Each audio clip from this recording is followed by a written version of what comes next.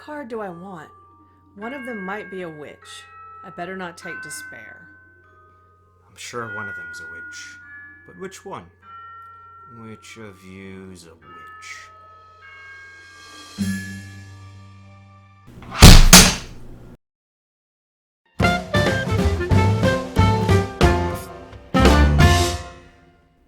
Hi, I'm Morgan, And I'm Nathan. and today we're here to ask, should you play New Salem? New Salem is a hidden role game in which every player is either a Puritan or a witch. Either the witches or the Puritans will be successful in this game, but only the player with the most points on the successful side actually wins. Also, you never know exactly how many witches there are. Now, there's a card drafting mechanism in this game. When you play a card with a symbol that matches a symbol on your character card, you get points. You also get points for completing sets of cards. Cards can also give you hope, give you despair, or let you remove despair from the game. Now, despair is how the witch side becomes successful.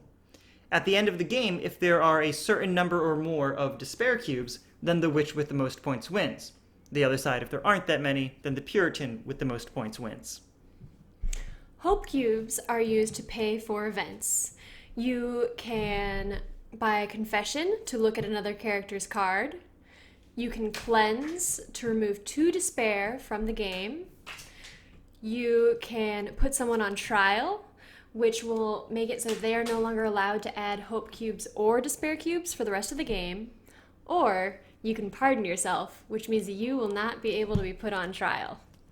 I'm a witch. Oftentimes, these events will be too expensive for you to pay all on your own.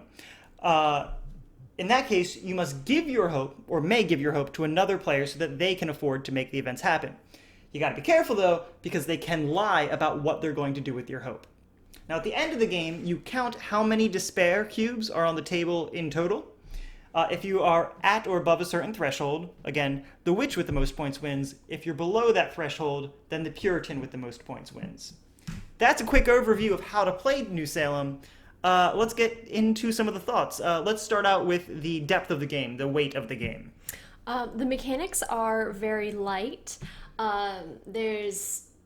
When you're playing cards, there's like not a whole lot of options, so you won't get overwhelmed. It's pretty simplistic in that sense, but what I think the card drafting does super well is complement the hidden role aspect of the game.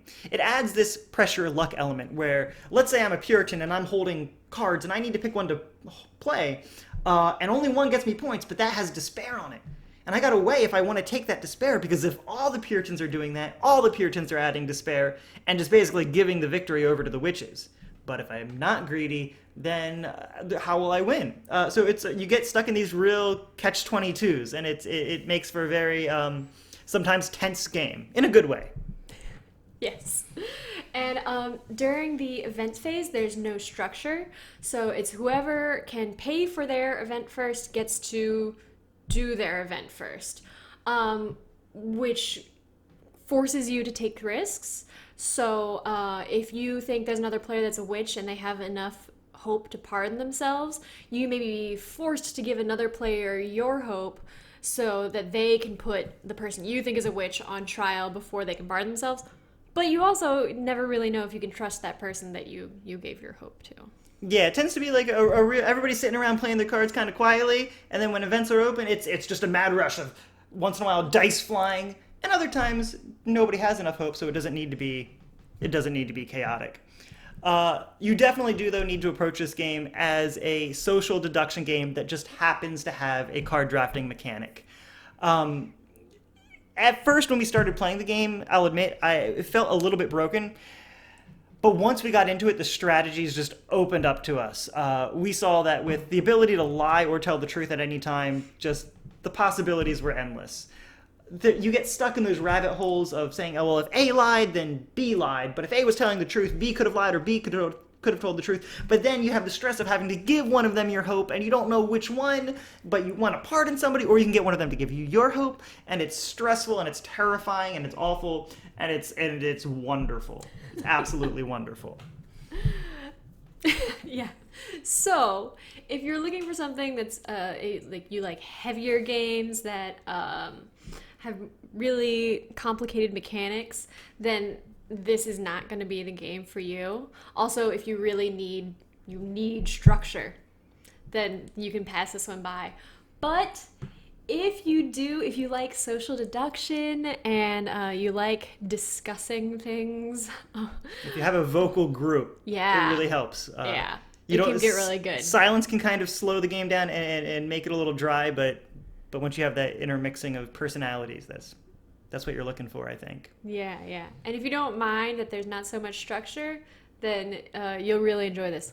Also, if you want to slowly try to convert some of your party gamer friends into some light card drafting, it's a good one.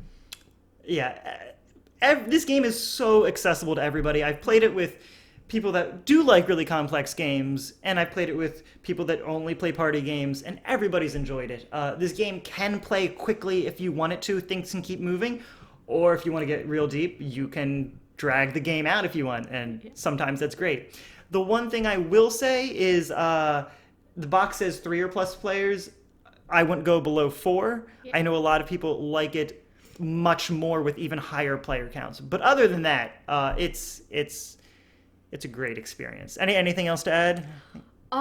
We didn't mention like how the game looks. There's not a whole lot of pieces, but it's beautiful, and I feel like that does add something to it. When there's a good game and it has just like no art, wood it can cubes. take you out of it. But this is just it's beautiful. It's simple, but what they do really well. Yeah.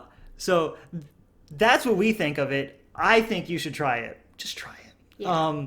If you want to know how to play New Salem in more detail, you can check us out at check out our how-to video and get all the details.